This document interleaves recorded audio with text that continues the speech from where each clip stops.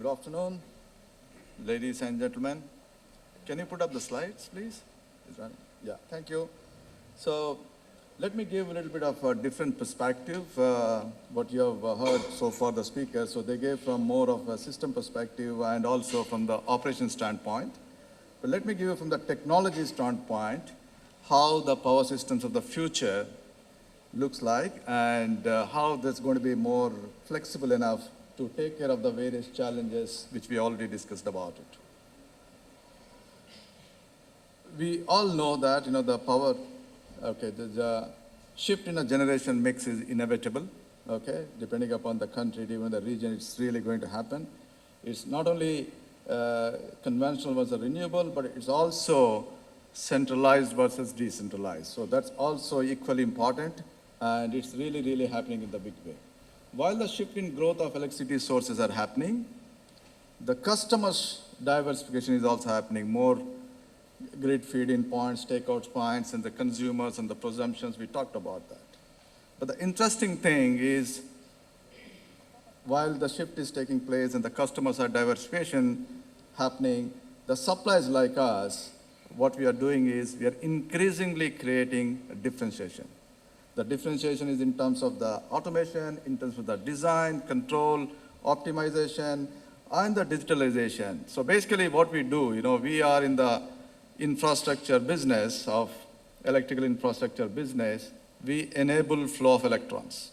You close the switch, or you close the relay, or you close the circuit breaker. We only enable the flow of electrons. And that is what is happening, much more exciting, because the flow of electronics, no more a unidirectional, it's a bidirectional, and it's going to be multi-directional, with so many feed-in points and takeoff points are happening. And energy revolution, what we talked about previously, together with the technology innovation, driving the future grids. For example, we talked about central versus predictable generation, okay? So far, in many of operators, many of the utilities are used to it. Today, suddenly, they need to deal with a volatile, more distributed generation. And predictable consumption. This is the biggest thing, is that if you really look at the behind the meter is the black box so far in many things. So with the more presumption is taking place, the utilities would like to know what's happening behind the meter. So the flexible prosumers are posing a big challenge to the flexibility of the utilities and the things. And inertia is a well-known topic, inertia, predictable short circuit levels, reserves. What happens with everything goes 74% renewables? What happens to the inertia? Then we need to have concepts of the virtual inertia, storage, and power electronics, so on and so forth, will come into picture in that. So this whole thing, and also the last point is very important, the fault prevention and avoidance. If you really look at our protection, it's basically designed for a fault prevention and avoidance. Just imagine what happened in 2012 when the blackout happened. Almost 300 million people in the northern grid is out for several hours, right? So in the future, with so much things taking place in the grid, how do you ensure our protection is a proactive, predictive, and autonomous way we need to design in that? So that's the key. The innovation is the opportunity for mastering the energy transition, which we are into right now. So a bit of on the Indian side, we all know that India's per capita is really going to go up. Okay, we are today at such a low level, and whichever direction goes, it has to go up in that. And evolving regional variability in a renewable potential, because if you really look at most of the loads on the northern side, and whereas the wind potential is on the down south. So this is also we need to factor while designing the systems in that. And this is very important. While the Indian grid, we have made a significant improvements in the reliability and SAIDI values achieved. You can also see the comparisons. Because the paucity of time, I'm just rushing it, just wanted to, I don't want to be, standing in between you and the lunch. So also see the last point. While we have extremely improved the SAIDIs in the cities like Mumbai and other things, but in many others, rural area, it is more than 20 odd hours. That's the difference. The power system of the future, what we are talking about, we expect everybody to get a reliable 24 quality power, right? Whether they are living in Mumbai or they are living in Timbuktu. That's exactly what we need to look forward. All the stakeholders need to plan in the direction. Then only we'll say, yeah, we got a very good system, flexible system enough to give a power, quality power to the all.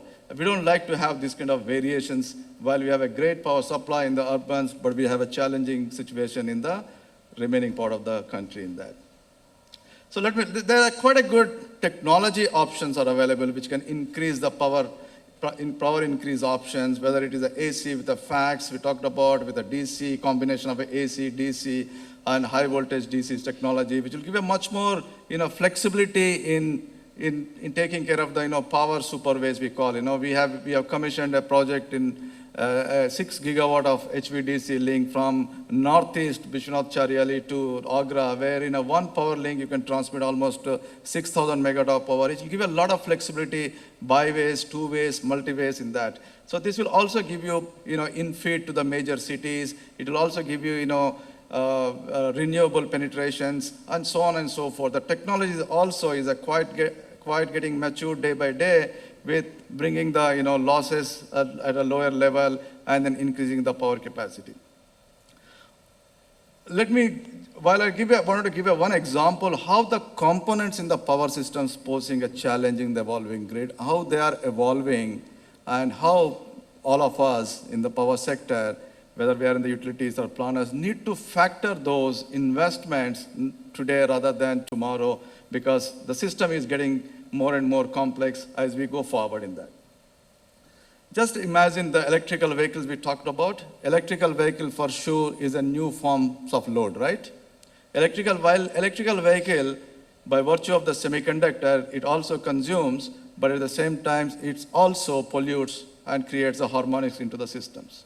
So you need to also take care of these kind of things, while the new forms of loads will do tremendous challenging to the grid.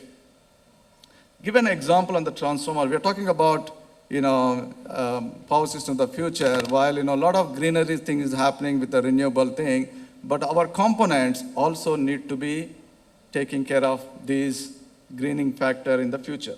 Take for example of a transformer. Transformer, we all know that oil failed. Okay, now we're talking about we are talking about ester filled oil, so that's the technology is happening. So dry type transformer, several dry type transformers used to be previously the low rating, but now we are talking about the power transformers also in the dry type range. So you can fit it in anywhere in the basements or any kind of things in that. And bushings from oil to resin integrated and resin synthetic in that. And the last example is very thing. If you want to inspect a transformer, what do? You drain out the oil and then you check in that. Instead of that, a very small robo you push into the transformer, while inside the oil, it gives you a complete analytics. You don't need to do everything, what we used to do, taking out the oil and several hours and several days of the downtime of the transformers in that. And asset performance is one of the key. Okay, the asset performance could be on the edge or cloud or in the premises. So the asset performance it's exactly like how we can prevent the failure. Prevention of the failure is the key in the power system of the future. Okay, you can have several analyses with the DGA, whether standard analysis and the risk factor. With all that, it can come with the experience and the algorithms comparisons, and can exactly pinpoint when and how the transformer can failure in that. So while these are clearly a differentiation, and these are clearly the way in which we see the components are going to play a major role in the designing of the power systems of the future, enabling to take care of the flexibility what we are expected to do that. And the fast-changing digital world requires a dynamic business operations in the power sector, depending upon whether you are located in the field or you are located in the boardroom. In the field, the decision should be in the milliseconds, whereas in the boards, it will take some time in that. The key is how do we get the seamless information, what exactly is happening in the field, into the control room, into the operation center and boardroom at the same time, so that the decision makers and the key people involved in that, so they would be in a position to take the right decision at the right time in that. And our vision, India 2035 and beyond, is that there are challenges, okay?